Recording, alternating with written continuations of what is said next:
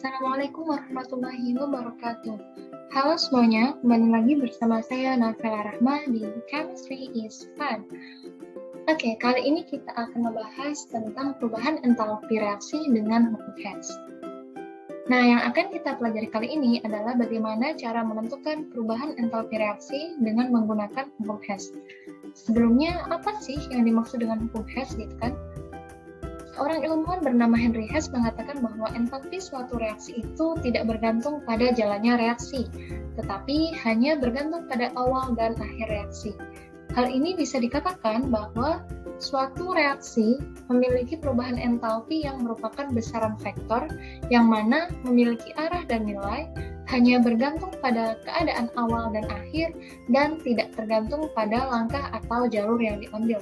Sehingga dari hal tersebut kita bisa menyimpulkan bahwa perubahan entalpi reaksi bisa dihitung menggunakan formula delta HR sama dengan delta H1 ditambah delta H2 ditambah delta H3 dan seterusnya. Nah, gimana sih contoh realnya gitu kan? Nah, di sini ada contoh yang disebut dengan siklus Hess. Nah, di dalam siklus ini kita harus menentukan keadaan awal dan akhir reaksi. Jadi, gimana sih cara menentukan keadaan awal dan akhir? Nah, coba kalian analisa dari arah panah yang ada di dalam gambar tersebut. Carilah reaksi yang hanya mengandung satu arah panah. Nah, kita bisa langsung mengetahui bahwa reaksi yang hanya mengandung satu arah panah itu berawal dari zat A menjadi zat B. Nah, jadi di sini kita bisa katakan bahwa keadaan awalnya adalah zat A, sedangkan keadaan akhir adalah zat B. Kemudian bagaimana dengan reaksi yang lain? Coba kita amati. Untuk reaksi A menjadi produk C, di sini dari produk C ternyata masih belum berakhir. Jadi produk C masih harus berlanjut menjadi produk D, sehingga kita tidak bisa katakan zat A menjadi zat C adalah keadaan awal dan akhir ya. Ini hanyalah proses atau jalan yang harus ditempuh kayak gitu. Jadi part ataupun langkah yang harus ditempuh untuk melakukan reaksi tersebut gitu. Jadi di sini keadaan awal dan akhirnya adalah reaksi A menjadi produk B. Nah, di sini teman-teman seperti yang Hess katakan bahwa entalpi reaksi itu tidak bergantung pada jalannya reaksi, namun hanya bergantung pada keadaan awal dan akhir. Nah, energi yang terjadi atau energi yang terlibat di dalam reaksi tersebut itu akan sama, baik dia dilihat dari reaksi yang merupakan satu langkah dengan reaksi yang memerlukan beberapa langkah. Jadi, di sini reaksi yang terjadi dari zat A menjadi zat B itu disebut dengan direct route atau jalur langsung. Artinya di sini adalah reaksi yang terjadi secara langsung dari zat A menjadi zat B tanpa adanya perantara reaksi lainnya. Namun untuk reaksi-reaksi yang lain di sini dari A menjadi C, C menjadi D, dan D menjadi B, itu kita sebut dengan indirect route. Ya, jadi di sini ini adalah indirect route atau rute tidak langsung, yang mana kita harus melalui beberapa reaksi untuk bisa menghasilkan reaksi utuh dari A menjadi B, seperti itu. Di sini energi yang terjadi atau perubahan energi yang dialami oleh direct route itu harus sama dengan indirect route. Jadi rute yang secara langsung dengan yang tidak langsung itu memiliki total energi yang sama. Jadi di sini bisa kita katakan bahwa delta H1 ya, di sini direct route memiliki delta H1 sama dengan total energi dari indirect route. Jadi delta H2 ditambah delta H3 ditambah delta H4 itu sama dengan delta H1 gitu ya teman-teman. Jadi energi yang dimiliki oleh direct route itu sama dengan energi yang dimiliki oleh indirect route gitu. Jadi energinya pasti akan sama dengan jalur langsung atau jalur yang tidak langsung gitu. Oke, sampai sini paham ya? Mari kita coba ke aplikasi soalnya. Nah, jadi tentukan dulu keadaan awal dan akhir dari reaksi tersebut. Jadi di sini ada siklus Hess yang mana teman-teman harus mampu menganalisis manakah reaksi yang melibatkan keadaan awal dan akhir. Itu ditandai oleh satu arah panah yang tidak berkelanjutan. Jadi kalau teman-teman lihat di sini, reaksi yang hanya melibatkan satu arah panah tanpa panah-panah lain yang berkelanjutan itu dari senyawa ini, senyawa A menjadi senyawa B. Jadi dari C plus 2H2 plus O2 menjadi CO2 plus 2H2. Nah, di sini kita sebut delta H-nya sebagai delta HR atau perubahan entalpi reaksi. Nah, kemudian setelah kita menentukan direct route-nya, ini kita sebut dengan direct route atau jalur langsung. Nah, kemudian kita tentukan indirect route-nya setelah tentukan direct route. Jadi kita tentukan indirect route-nya yaitu dari zat A menjadi zat C, baru dari zat C itu berubah menjadi zat B. Jadi ini adalah indirect route atau jalur tidak langsung. Nah, di sini baru kita bisa menuliskan rumusnya yaitu delta HR atau entalpi yang ada pada direct route itu sama dengan total entalpi pada indirect route. Ya, indirect route. Jadi kita bisa tuliskan bahwa delta HR sama dengan delta H1 ditambah dengan delta H2. Jadi delta HR itu sama dengan minus 393,5 gitu. Bagaimana aplikasi di soal-soal yang lainnya? Nah, bagaimana dengan soalnya seperti ini? Tadi, langkah pertama kita tentukan reaksi yang merupakan direct route. Manakah reaksi yang merupakan direct route? Ternyata reaksi dari S plus 3/2O2 menjadi SO3. Ini adalah direct route atau rute yang secara langsung ya. Ini direct route. Kemudian setelah kita menentukan direct route, kita menentukan indirect route-nya. Yang mana ternyata indirect route-nya adalah dari S plus 3/2O2 menjadi SO2 plus setengah O2, kemudian dilanjutkan menjadi SO3. Jadi ini ada indirect route-nya dari sini sampai dengan B ini. Ini kita sebut indirect route atau rute tidak langsung.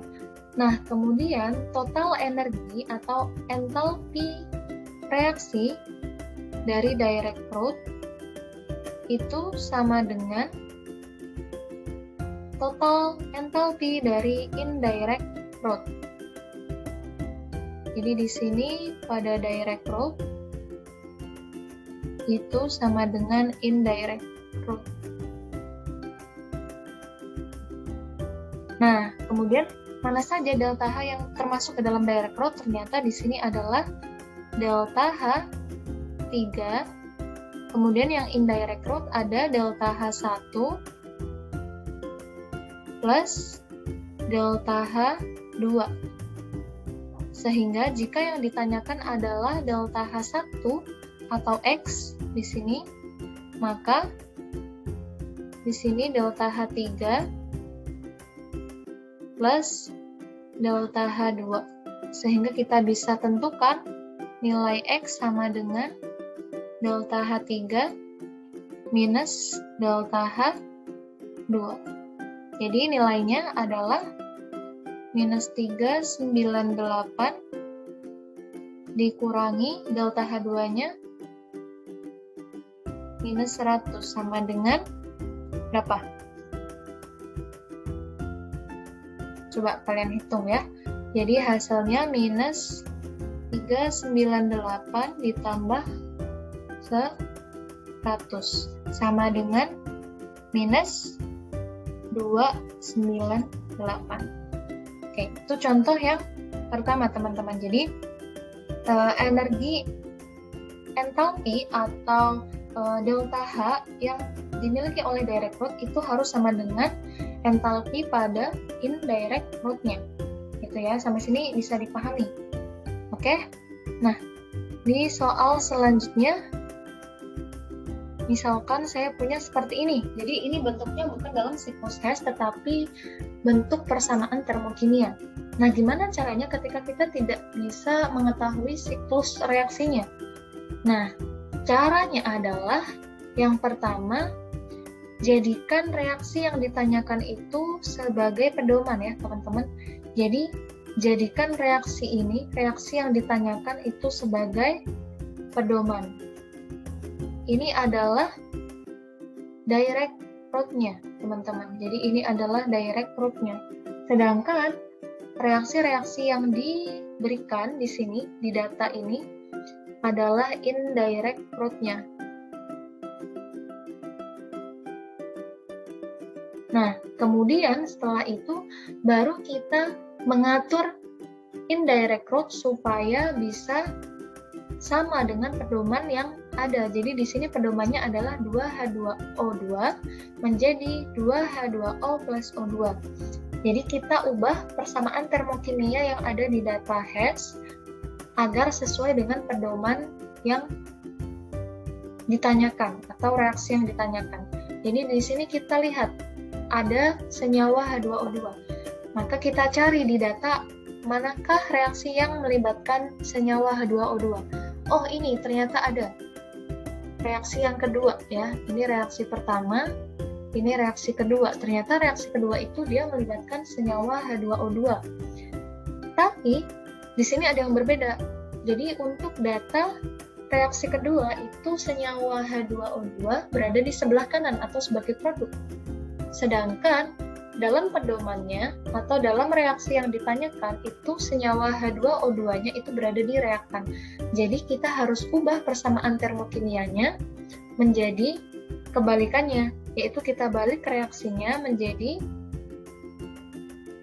H2O2 berubah menjadi H2 plus O2. Ketika reaksi kimia itu dibalik, maka delta H juga ikut dibalik. Delta H sama dengan minus menjadi plus 44,8 kilokalori.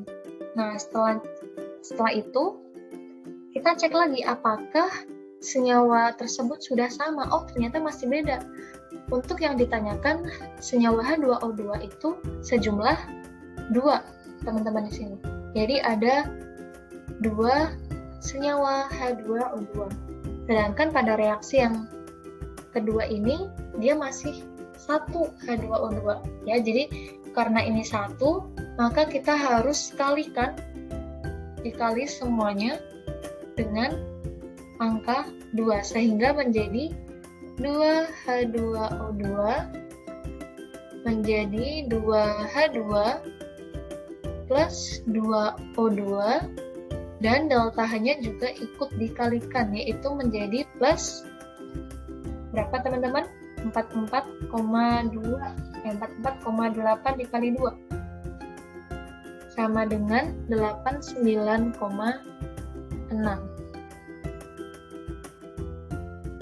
Nah, setelah sudah sesuai ya, jadi ini hasil akhir dari senyawa H2O2, kemudian kita lanjut ke senyawa-senyawa yang lain. Senyawa yang lainnya di sini ada H2O. Nah, kita cari dari data Hess di sini manakah reaksi yang melibatkan senyawa H2O? Oh, ada nih, ternyata dari data reaksi pertama.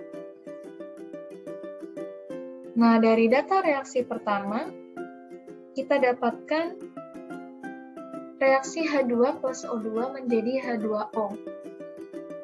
Maka langsung kita bisa tuliskan 2H2 plus O2 menjadi 2H2O dengan delta H yaitu minus 136 kilokalori. Apakah jumlahnya sudah sama? Ternyata jumlah yang ada di data H2O dengan yang menjadi pedoman atau yang ditanyakan itu udah sama. Jadi udah sama-sama 2. Oke, berarti ini udah cukup, tidak perlu dikali atau dibagi dengan angka tertentu. Sehingga dari sini langsung bisa kita jumlahkan, teman-teman. Ya, kita jumlahkan dari reaksi 1 dan 2. Kita jumlahkan menjadi 2H2O2 plus 2H2 plus O2 menjadi 2H2 plus 2O2 plus 2H2O. Dengan delta H-nya berarti juga dijumlahkan, yaitu menjadi minus 46,4 kilokalori. Nah, apakah ini sudah selesai? Belum, teman-teman. Jadi di sini kalau teman-teman lihat ada beberapa zat yang dia itu sama, kanan dan kirinya. Jadi ketika ada zat yang sama kita bisa hilangkan. Ya, di sini ada O2, teman-teman. Kita pakai warna hijau. Nah, di sini ada O2, di sebelah kiri ada satu